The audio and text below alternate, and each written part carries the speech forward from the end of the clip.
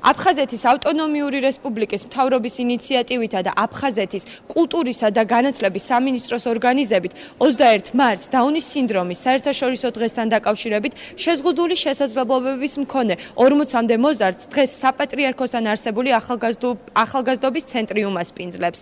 ღონისძიების ფარგლებში მოეწყობა ფოტოგამოფენა, ასევე ხატვის მასტერკლასი და სხვადასხვა შემეცნებით გასართობი ღონისძიებები.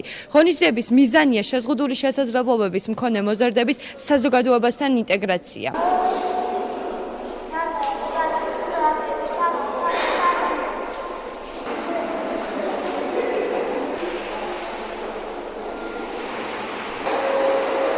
გვაქვს მჭიდრო კონტაქტი შეზღუდული შესაძლებლობების მქონე ბავშვებთან. ეს მოიცავს ტრენინგებს როგორც მათთვის, ასევე მშობლებისათვის და ამ ბოლო წლების განმავლობაში ამ მუშაობამ გარკვეული ნაყოფი გამოიღო და პატარა წვლილი შევიტანეთ ასეთი კატეგორიის ადამიანების ინტეგრაციისათვის საზოგადოებაში. გვინდა შევახსენოთ საზოგადოებას, რომ დაუნის სინდრომის მქონე ადამიანებს აქვთ განათლების უფლება, აქვთ შრომის უფლება, აქვთ საზოგადოებრივ საქმიანობაში მონაწილეობის უფლებაც.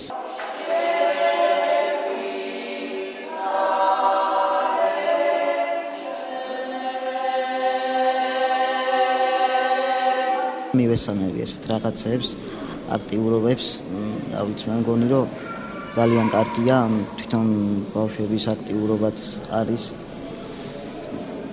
და ისედაც მოძრაობენ, აქ არის გამოხმენილი წალკის სურათები, ნაოთა მონასტრი და არის ისედაც სხვადასხვა სურათები და მე მგონი, რომ ხშირად უნდა ტარდებოდეს ეს აქტიურობის მომხრე ვარ მე.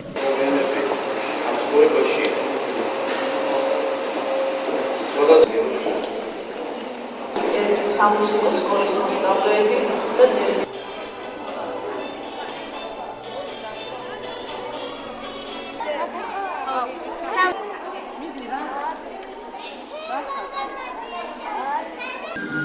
საერთოდ მე თვითონ შეზღუდული შესაძლებლობის მქონე ბავშვის დედა ვარ და ხშირად ნამდვილად არ ვართ განებივრებულები ასეთი ღონისძიებებით.